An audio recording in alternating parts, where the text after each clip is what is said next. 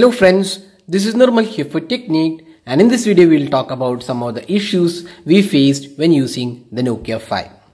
So Nokia announced three new devices in India, the Nokia 3, Nokia 5 and Nokia 6, and there's a lot of expectations from Nokia since it was making a comeback in India. And the Nokia 3 when we reviewed, but found it to be quite an average smartphone. There was nothing outstanding about the Nokia 3, and now we have the Nokia 5. Again, we found this device not to be a really great device in this price segment, especially the 12.5K segment. So in this video we will talk about some of the issues we found on this device, and also talk about if those can be fixed in future updates.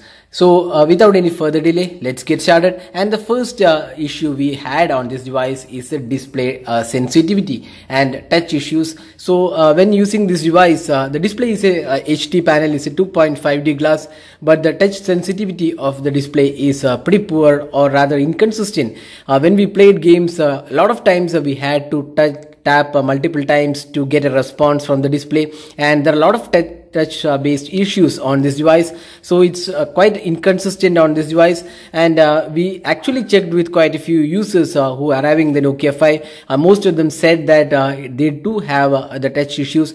So this issue is not available only on our device. We have inquired with other users as well, and we also found that quite a few users having this touch issue, and the touch issue can be actually fixed by software updates. So we are expecting Nokia to roll out an update for that, but again it's not every time the issues pop up when using the device, but it's more like inconsistent touch sensitivity, and quite a lot of times we felt the display was not responding.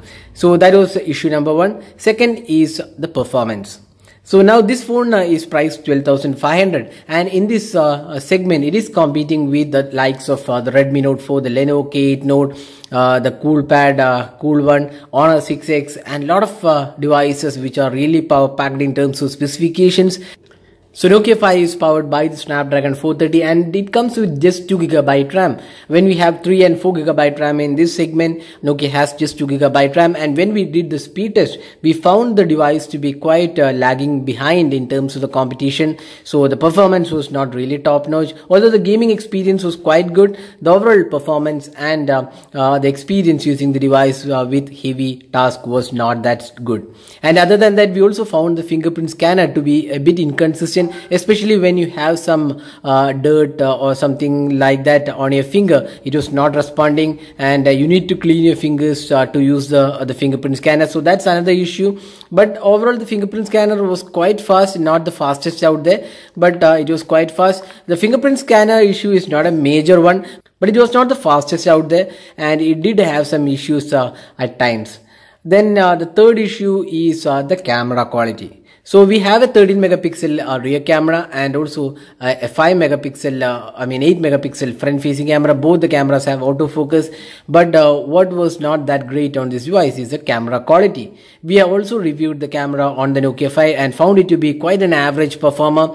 The daylight capabilities was just average, the low light was pretty poor, and the selfies were again quite average. So when you compare with the competition like the Honor 6X, the Lenovo K8 Note, the camera is way behind in terms of the performance. So that's again a disappointing aspect, especially when you consider that Nokia has been really known for great cameras previously. So that's again a disappointing aspect on the Nokia 5. So again this can be fixed with software updates. If Nokia is planning to release an update for camera, the performance can be improved. So we are waiting for that from Nokia. And the final major concern about the Nokia 5 is the pricing. So with all these issues, and the specifications isn't really that powerful, just 2GB storage, 2GB RAM and 16GB storage, and the asking price for the device is 12,500. That's quite high on the pricing, especially when the competition offers much more features and powerful chipset and more than 3 and 4GB RAMs. Nokia 5 doesn't really stand up to the competition. The only advantage probably is that it has a really good build quality. fit and finish and design also looks really good, and also the availability, that's offline stores availability, is another good thing. So these were the major issues we faced with the Nokia 5, and overall we wouldn't recommend this device for anyone looking at this price segment. We would ask you to wait for the Nokia 6. So we'll be reviewing the Nokia 6 on this channel, so stay tuned for that, and we'll also see how good the Nokia 6 performance is. If you're looking for a Nokia device, better go for the Nokia 6, which is priced slightly higher than the Nokia 5, but it comes better loaded with better specifications.